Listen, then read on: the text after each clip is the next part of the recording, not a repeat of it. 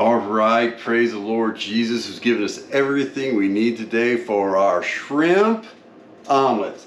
And so we got all our ingredients, got the eggs, so I went ahead and scrambled up 3 eggs. And not every person wants every ingredient on their omelet, but we got the boar's head cheese, cilantro, tomato, and jalapeno peppers. Oh, this is gonna be good.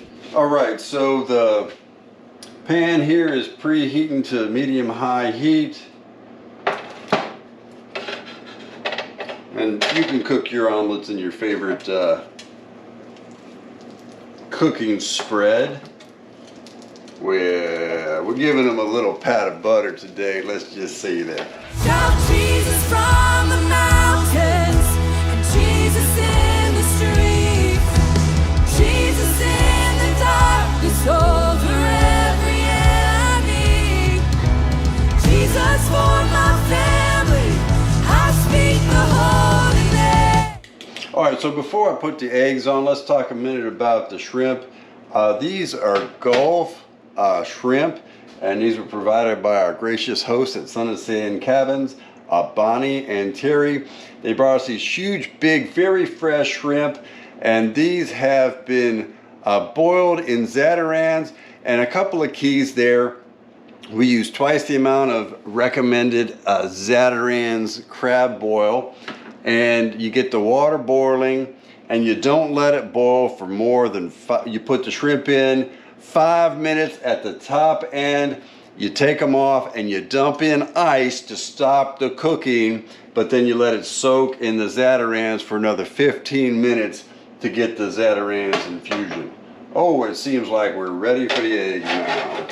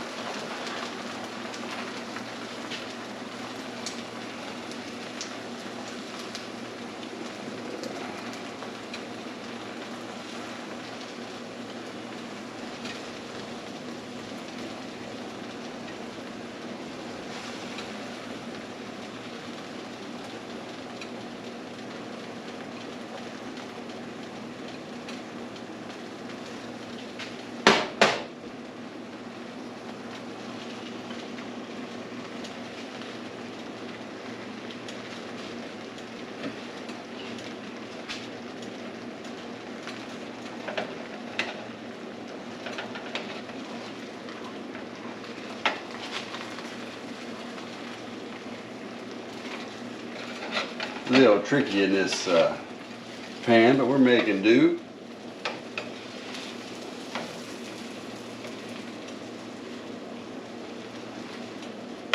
Not a perfect job, but hey, you know, I feed people who don't complain about the cosmetics. That's very important. Because the Bible says godliness with contentment is great gain. We didn't bring anything into this world. We're taking nothing out of it. If you're living with complainers, I can't help you. Pray about that situation.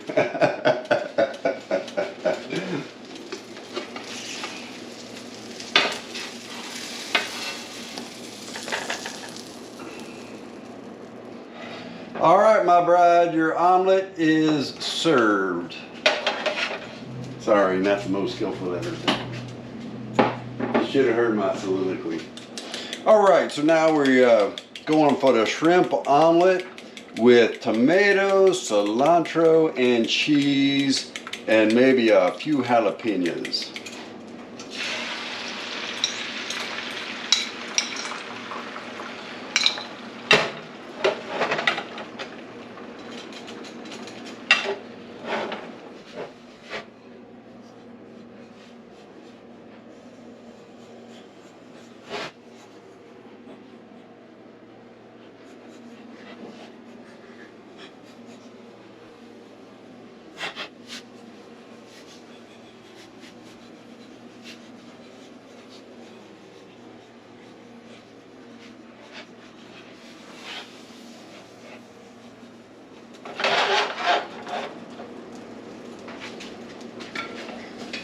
All right, what is your opinion, my bride? I've never had the luxury of having fresh caught shrimp on an omelet before. So no offense to the chef, but come to Grand Isle. So you're saying your husband can't even mess it up when it's fresh caught shrimp? You said it, not me. Yeah, growing up I used to have an omelet pan, so it had two halves in it, right? So you put the eggs on both halves, put the goodies on one half, and then flip it over at the right time, and it was always perfect. And it also then it kind of cooked from both sides. Oh, yeah. And well, you know, we're at fish camp. We make do.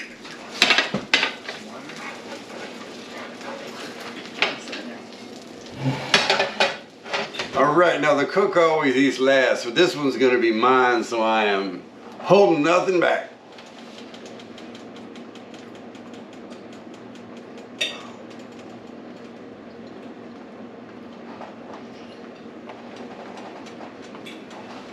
Now, one thing that I mentioned that I'm doing, you notice the pan leans a little to the left, so there's going to be thicker eggs on this side, thinner eggs on this side. So I put the goodies on the half with the thicker eggs, because that's the part that's going to be up next to the heat for longer.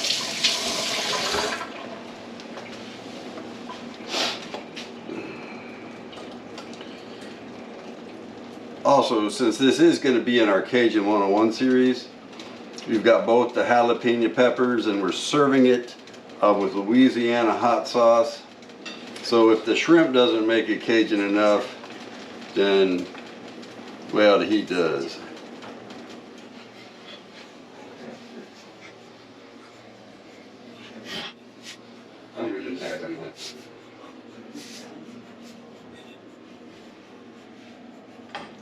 Might well go ahead and add the rest of the tomatoes since they're just sitting there unloved.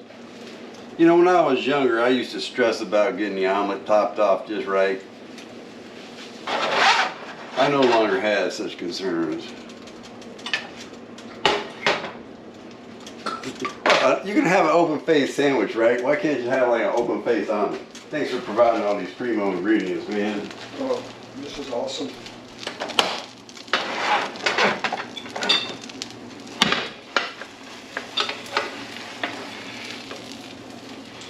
Right, time for the cook to eat, but let's get my buddy's opinion before I dig in. Hey man, what'd you think of your omelet?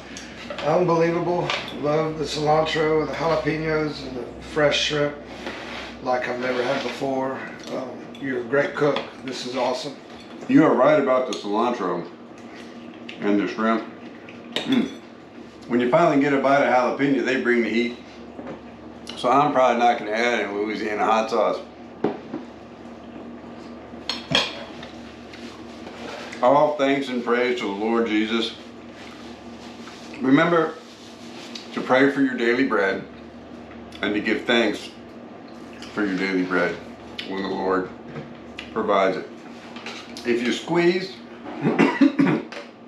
in your work, I encourage you to work hard and reach out to the Lord Jesus, because man's work was made difficult with the thorns and thistles and the sweat of our brow.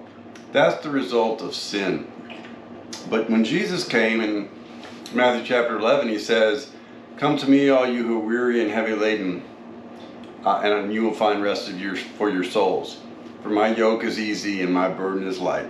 So, cast your cares on Jesus. Ask him to lighten the burden. He won't remove it completely, but he will make it lighter.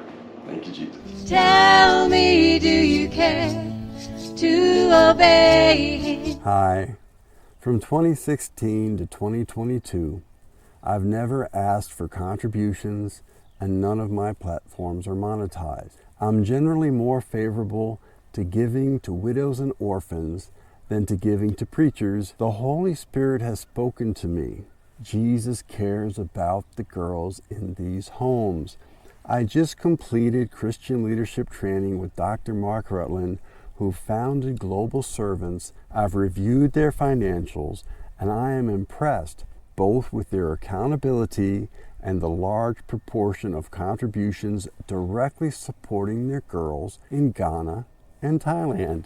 Please visit their website, globalservants.org and pray about giving to these girls through them. Tell me, do you care to obey Him?